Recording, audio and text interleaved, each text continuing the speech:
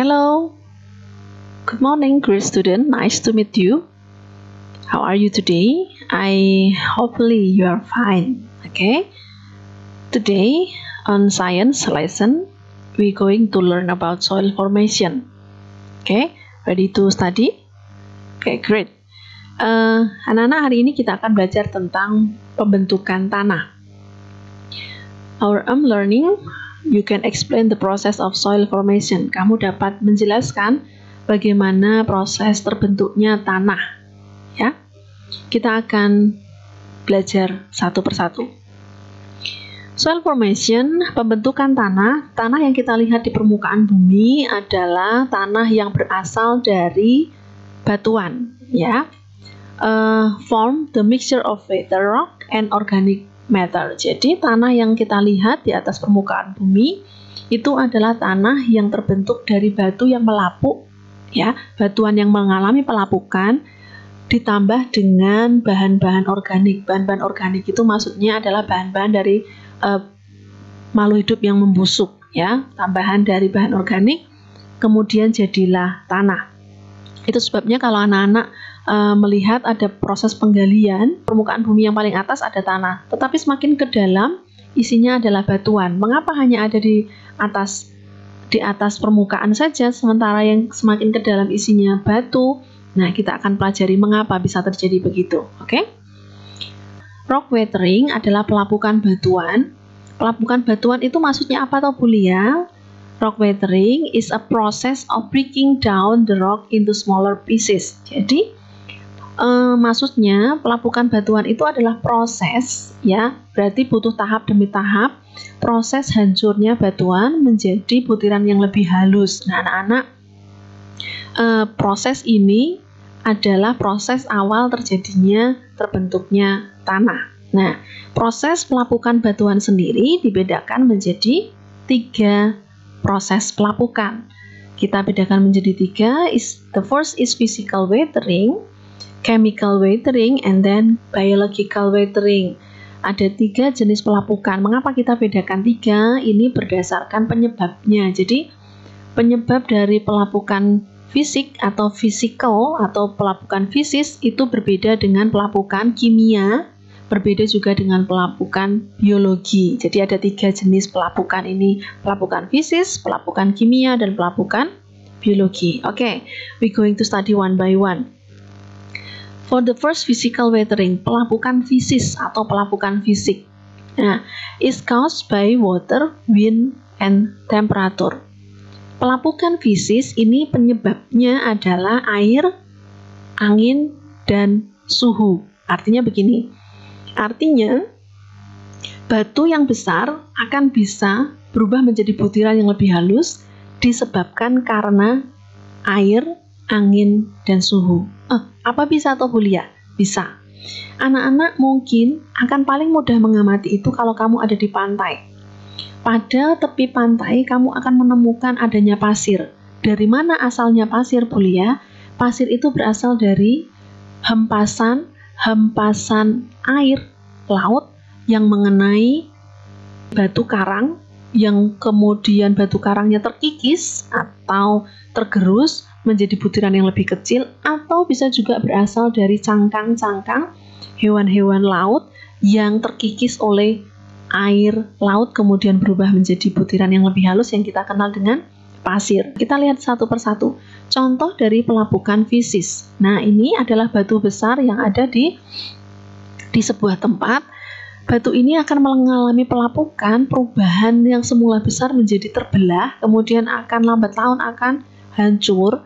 Memang butuh waktu yang lama. Kalau batuan ini hancur, ini penyebab utamanya sebenarnya adalah perubahan suhu. Ya, perubahan suhu maksudnya apa, Bu Lia?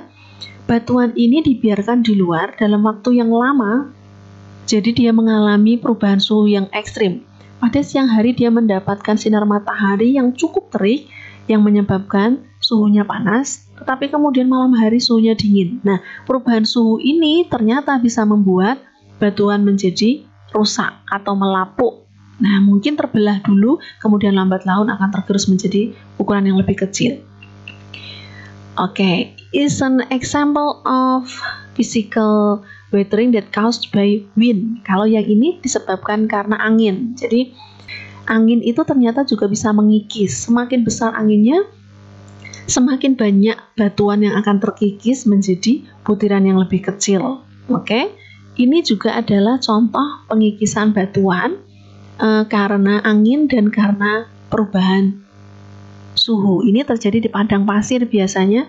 Itu sebabnya di padang pasir itu agak sulit menemukan batuan yang ukuran besar yang utuh. Mengapa? Ya karena kena terpaan angin dan perubahan suhu yang ekstrim sekali, sehingga mudah sekali batuan melapuk dan mudah hancur menjadi butiran-butiran halus seperti pasir. Oke? Next, ini adalah contoh batuan yang halus atau hancur, terkikis, semakin kecil karena hempasan air, ya, karena air bisa jadi ini ada di sungai atau ada di laut. Jadi air itu ternyata bisa merusak batuan. Contoh yang lebih mudah, aspal itu juga terbuat dari batuan yang ditambah dengan lapisan aspal penguat. Ternyata tetap bisa hancur jika kena banjir. Iya, sehingga aspalnya juga harus diganti. Contoh yang lain, anak-anak kalau pernah jalan-jalan ke Bali di Tanah Lot, masih besar itu ya, masih besar batu karangnya, tetapi sekarang sudah kelihatan jauh lebih sedikit, batu karangnya sudah terkikis cukup banyak. Itu akan kelihatan, tetapi proses perubahannya memang sedikit demi sedikit butuh waktu yang cukup lama. Oke, itu tadi adalah pelapukan fisis yang disebabkan oleh angin, air, dan perubahan suhu. And then next, chemical weathering, perubahan atau pelapukan kimia. Ya, pelapukan kimia. Bedanya apa? Chemical weathering is caused by the change the mineral composition of rock. Kalau pelapukan kimia itu perubahan kimia yang ada di batuan itu, perubahan zat pada batuan. Mungkin ini lebih mudah kalau dilihat pada contoh ini, anak-anak. Nah, dua contoh ini merupakan proses pelapukan yang disebabkan karena pelapukan kimiawi, karena perubahan zat pada batuan. Akan paling mudah dilihat kalau pada benda yang berbahan logam atau besi. Nah, misalnya kendaraan ini sudah rosokan, diletakkan di luar. Semula bahannya misalnya besi, ya, semula bahannya besi. Besi yang terkena air dan udara lambat laun akan mengalami perubahan reaksi, akan terjadi reaksi kimia pada logam itu sehingga logam itu berubah menjadi karat. Ya, namanya berkarat. Nah, akan berubah menjadi karat artinya logam yang semula utuh akan berubah menjadi butiran yang berwarna kemerah-merahan begini. Nah, kalau ini sudah rontok, itu berarti jenisnya sudah beda. Jadi karatnya ini sudah bukan lagi besi, jadi tidak bisa diolah lagi menjadi besi. Nah, itu berarti perubahannya terjadi karena reaksi kimia di dalamnya. Nah, jika pada batuan pelapukan kimia ini paling banyak terjadi karena because of acid rain, jadi disebabkan karena hujan asam. Loh, apa yang maksud dengan hujan asam, Bulia?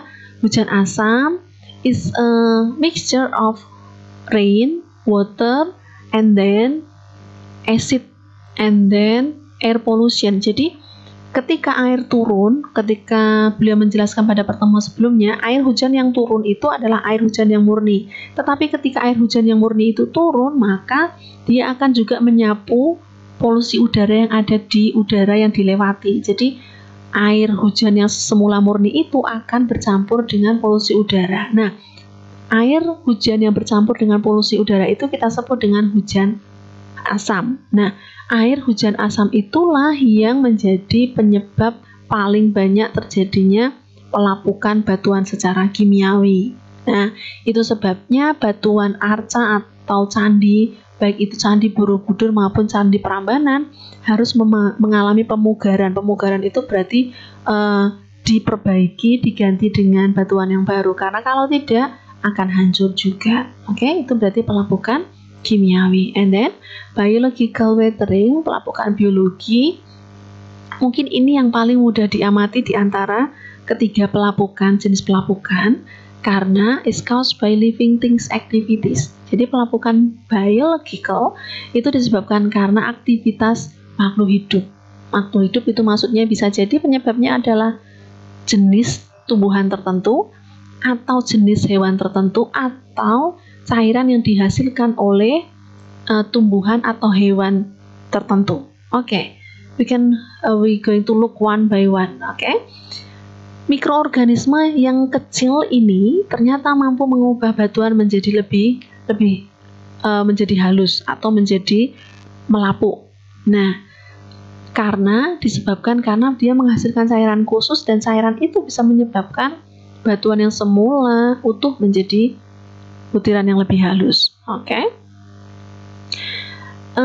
Is an example of plant the damage of rock. Ya, ini adalah akar, is a root plant. Jadi akar tanaman yang merusak batuan. Batuan yang semula utuh karena terkena akar tanaman bisa menjadi rusak. Sama dengan trotoar di jalan, sebelum kamu melihat trotoar Salatiga diubah menjadi baru setelah dipugar, dulunya banyak yang rusak karena apa? Karena mendapat tekanan dari akar tanaman. Sama kalau rumahmu mau membuat taman, biasanya akan dibuat ada jarak, terutama dengan tembok rumah jika mau menanam pohon yang besar. Jadi pohon yang besar itu tidak boleh ditanam dekat dengan bangunan karena itu akan merusak bangunan yang terbuat dari batuan itu.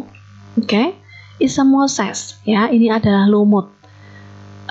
Penyebab pelapukan paling cepat adalah ini, lumut basah. Ini adalah jenis lumut basah. Nah, ini adalah contoh lumut basah yang menempel pada batu bata bangunan. Kalau lumut basah ini, kalau kamu pernah menemukan, anak-anak, kalau kamu ambil lumut basah ini pada bagian bawah lumut ini, di bagian akarnya kamu akan menemukan ada tanah.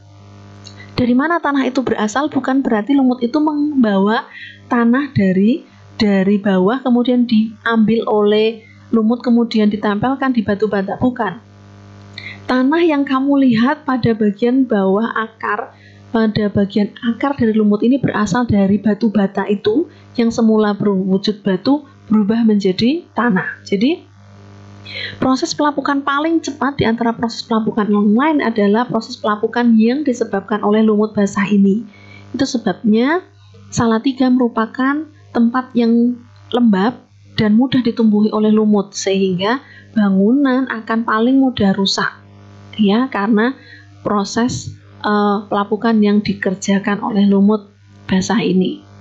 Dan lichen, ini adalah lumut kerak, ya, sama-sama lumut tetapi ini jenis lumut yang kering. Ini juga sama-sama merusak batuan menjadi butiran yang halus. Di bawahnya juga kamu akan temukan batuannya sudah berubah menjadi tanah, tetapi memang tidak secepat lumut yang basah. Biasanya kamu akan temukan ini di batuan atau di atas genteng rumah. Nah, kamu akan menemukan kalau sudah ada bercak-bercaknya, itu berarti sudah ditumbuhi oleh lumut, dan itu berarti tanaman batuan itu sudah mengalami proses pelapukan. Biasanya setelah ada tumpukan lumut, baik itu lumut basah maupun lumut kering, nanti lambat laun akan ada tanaman lain yang tumbuh di situ. Karena kalau sudah ada tanah, berarti ada tumbuhan yang lebih besar selain lumut, kemudian ada tumbuh lain. Karena apa? Karena sudah banyak tanah di situ, dan itu akan merusak tanaman paling cepat. Oke. Is leaves, ya, humid. Ini adalah humus atau daun kering. Itu juga bisa menyebabkan proses pelapukan pada batuan. Jadi kalau ada tumpukan batu atau aspal yang terkena daun, tidak disapu dan dibiarkan begitu saja, akan membuat batuan itu menjadi lapuk karena daun yang membusuk ini. Oke. Itu adalah beberapa contoh pelapukan biological atau pelapukan biologi. Oke. There are 3 types of rock weathering. Is a physical weathering as that caused by water, wind, and temperature. Chemical weathering that caused by change the mineral composition of rock, and then biological weathering that caused by living things activities. Nah, jadi kalau diurutkan, pelapukan batuan ini paling cepat adalah pelapukan yang disebabkan karena pelapukan biologi atau disebabkan karena makhluk hidup. Kemudian penyebab kedua yang urutan kecepatan yang kedua adalah pelapukan kimia yang disebabkan karena hujan asam, dan paling lama memang pelapukan oleh physical weathering atau disebabkan karena air, angin, dan perubahan suhu. Nah, dari batuan yang melapuk karena proses pelapukan ketiga jenis batuan inilah akan bercampur dengan zat organik yang lain, akan terbentuk tanah. Oke? Oke, your task for today, do the exercise in the Google Classroom. Kerjakan soal latihan yang Bulia berikan di Google Classroom berkaitan dengan pemahaman kamu terhadap materi yang Bulia sudah jelaskan pada pertemuan hari ini. Oke? Oke, class, thank you for your attention. See you the next time, next lesson. God bless you. Bye-bye.